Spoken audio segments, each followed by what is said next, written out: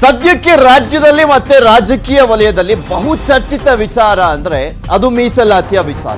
ಯಾಕೆಂದ್ರೆ ಸಾಕಷ್ಟು ಜಾತಿಯವರು ನಮಗೆ ಮೀಸಲಾತಿ ಬೇಕೇ ಬೇಕು ಅಂತ ಪಟ್ಟಣ ಹಿಡಿದಿದ್ದಾರೆ, ಪಾದಯಾತ್ರೆಯನ್ನ ಮಾಡ್ತಾ ಇದ್ದಾರೆ. ನಮ್ಮ ಹೋರಾಟಕ್ಕೆ ಸರ್ಕಾರ ಮಣೆ ಹಾಕ್ಲೇಬೇಕು ಅಂತ ಸಿಡಿದೆದ್ದಿರುವಂತೆ. ಸೊ ಹೀಗಾಗಿ ಮೀಸಲಾತಿ ವಿಚಾರಕ್ಕೆ ಸಂಬಂಧಪಟ್ಟಂತೆ ನೋಡೋದಾದ್ರೆ ಇಕ್ಕಟ್ಟಿಗೆ ಸಿಲುಕ್ತ ಬಿಜೆಪಿ ಅನ್ನುವಂತ ಪ್ರಶ್ನೆ ಎದ್ದಿದೆ. ಯಾಕೆಂದ್ರೆ ಕೆಲವರು ಬೇರೆ ರೀತಿಯಲ್ಲಿ ಯಡಿಯೂರಪ್ಪನವರನ್ನ ಕಟ್ಟಿ ಹಾಕಬಹುದೇನೋ ಅನ್ನುವಂತ ಒಂದು ಪ್ಲಾನ್ ಕೂಡ ಇತ್ತು ಅಂತ ಕಾಣಿಸುತ್ತೆ. ಅದು ಬಿಜೆಪಿಗೆ ಮಗ್ಗಲು ಮುಳ್ಳಾಗಿರುವ ರೀತಿ ಕಾಣಿಸ್ತಾ ಇದೆ. ಬಿಜೆಪಿಗೆ ಸೆರಗಿನ ಕೆಂಡವಾದ್ರ ಸ್ವಪಕ್ಷೀಯರು ಮತ್ತು ಸ್ವಾಮೀಜಿಗಳು ಅನ್ನುವಂತ ಪ್ರಶ್ನೆಯನ್ನ ಉದ್ಭವಿಸುವಂತೆ ಮಾಡಿದೆ.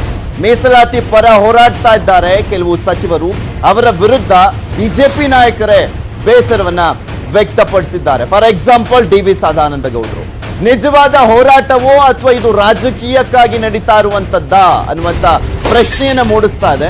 ಈ ಹೋರಾಟಗಳಿಂದ ಆಡಳಿತದ ಮೇಲೆ ದುಷ್ಪರಿಣಾಮ ಬೀರಲಿದೆ.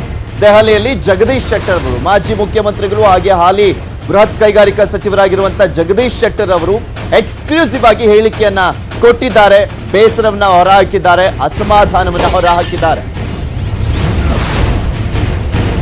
ಯಾಕಂದ್ರೆ ಮೀಸಲಾತಿ ವಿಚಾರಕ್ಕೆ ಸಂಬಂಧಪಟ್ಟಂತೆ ನಿಮ್ಗೆಲ್ರಿಗೂ ಕೂಡ ಗೊತ್ತಿದೆ, ವಾಲ್ಮೀಕಿ ಜನಾಂಗದವರು ಎಸ್ಟಿ ಮೀಸಲಾತಿಯನ್ನ ಜಾಸ್ತಿ ಮಾಡಬೇಕು, ಅಂದ್ರೆ 7% ಮಾಡಿ ಅಂತ.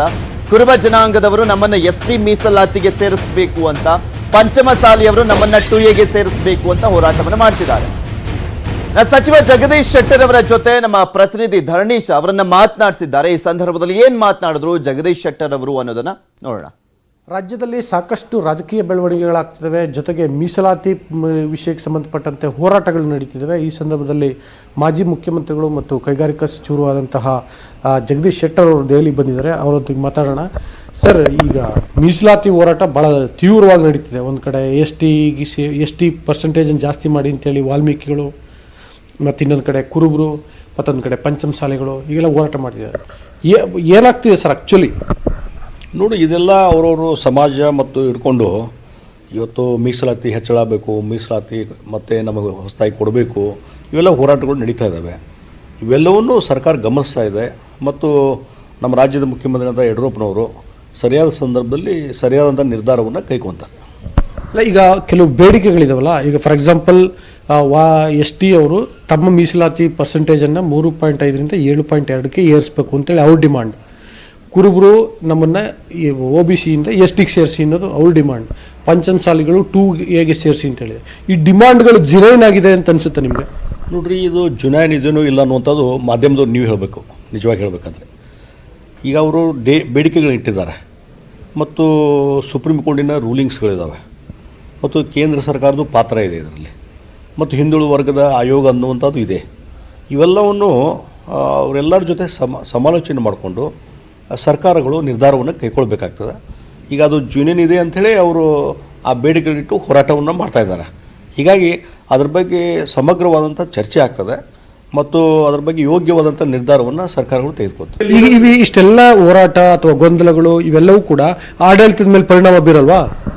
ಬೀಳ್ತದೆ, ಡೆಫಿನೆಟ್ಲಿ ಬೀಳ್ತದೆ. ಹಾಗಾಗಿ ಯೋಗ್ಯವಾದಂಥ ಸಮಯದಲ್ಲಿ ಯೋಗ್ಯವಾದಂಥ ನಿರ್ಧಾರಗಳನ್ನು ರಾಜ್ಯದ ಮುಖ್ಯಮಂತ್ರಿಗಳು ಕೈಗೊಳ್ತಾರೆ. ಮತ್ತು ಸರ್, ಇದು ಬರೀ ರಾಜ್ಯಕ್ಕೆ ಅಷ್ಟೇ ಸೀಮಿತವಾಗಿಲ್ಲ, ಕೇಂದ್ರ ಸರ್ಕಾರ ನಿರ್ಧಾರ ಮಾಡಬೇಕು. ಫಾರ್ ಎಕ್ಸಾಂಪಲ್ ಕುರುಬರನ್ನ STಗೆ ಸೇರಿಸೋ ವಿಷಯ ಕೇಂದ್ರ ಸರ್ಕಾರ ನಿರ್ಧಾರ ಮಾಡಬೇಕಾಗತ್ತೆ, ಮತ್ತು ಭಾಳ ಸಮಯ ಕೂಡ ಇರೋದಿಲ್ಲ. ಇದಕ್ಕೊಂದು ವ್ಯವಸ್ಥೆ ಇದೆ. ಈಗ ಯಾವುದೋ ಒಂದು ಹಿಂದುಳಿದ ವರ್ಗದ ಸಮಾಜ ಸೇರಿಸ್ಬೇಕಂದಾಗ ಇವತ್ತು ಅದು ಹಿಂದುಳಿದ ವರ್ಗದಕ್ಕೆ ರೆಫರ್ ಮಾಡುವಂಥದ್ದು, ಆಯೋಗಕ್ಕೆ ಅವರು ಅದ್ರ ಬಗ್ಗೆ ಶಿಫಾರಸು ಮಾಡುವಂಥದ್ದು, ಇದೆಲ್ಲ ಒಂದು ಪ್ರೊಸೆಸ್ ಇರುವಂಥದ್ದು. ಈಗಾಗಲೇ ಪಂಚಮಸಾಲಿ ಹೋರಾಟಕ್ಕೆ ಸಂಬಂಧಪಟ್ಟಂತೆ ರಾಜ್ಯದ ಮುಖ್ಯಮಂತ್ರಿಗಳು ಈ ವಿಚಾರ ಬಗ್ಗೆ ನಿರ್ಧಾರ ಮಾಡಲಿಕ್ಕೆ, ಒಂದು ಮಾರ್ಗದರ್ಶನ ಮಾಡಲಿಕ್ಕೆ ಈಗಾಗಲೇ ಹಿಂದುಳಿದ ವರ್ಗದ ಆಯೋಗಕ್ಕೆ ಬರೆದು ಹಾಕಿದ್ದಾರೆ. ಹೀಗಾಗಿ ಒಂದು ಪ್ರೊಸೆಸ್ ಇದೆ, ಸಂವಿಧಾನಬದ್ಧವಾಗಿ ಪ್ರೊಸೆಸ್ ಇದೆ. ಮತ್ತು ಮೀಸಲಾತಿ ಎಷ್ಟಿರಬೇಕು ಏನನ್ನುವಂಥದ್ದು ಒಂದು ಲಿಮಿಟೇಷನು ಸುಪ್ರೀಂ ಕೋರ್ಟ್ ಹಾಕಿದೆ. ಅವೆಲ್ಲವನ್ನು ಅವಲೋಕನ ಮಾಡಿಕೊಂಡು ಆ ಒಂದು ವ್ಯಾಪ್ತಿಯೊಳಗೆ ಏನೋ ಒಂದು ಯೋಗ್ಯ ನಿರ್ಧಾರ ಕೈಗೊಳ್ಳಬೇಕು, ಆ ನಿರ್ಧಾರವನ್ನು ಸರ್ಕಾರ ಕೈಗೊಳ್ತದೆ. ಇವಿಷ್ಟು ಮಾಜಿ ಮುಖ್ಯಮಂತ್ರಿ ಜಗದೀಶ್ ಶೆಟ್ಟರ್ ಅವರ ಮಾತುಗಳು. ವಿಡಿಯೋ ಜರ್ನಲಿಸ್ಟ್ ಕಾರ್ತಿಕ್ ಜೊತೆ ಧರಣೀಶ್ ಪುಕನ್ಕೆರೆ, ನ್ಯೂಸ್ 18 ಕನ್ನಡ, ನವದೆಹಲಿ. 2A ಮೀಸಲಾತಿ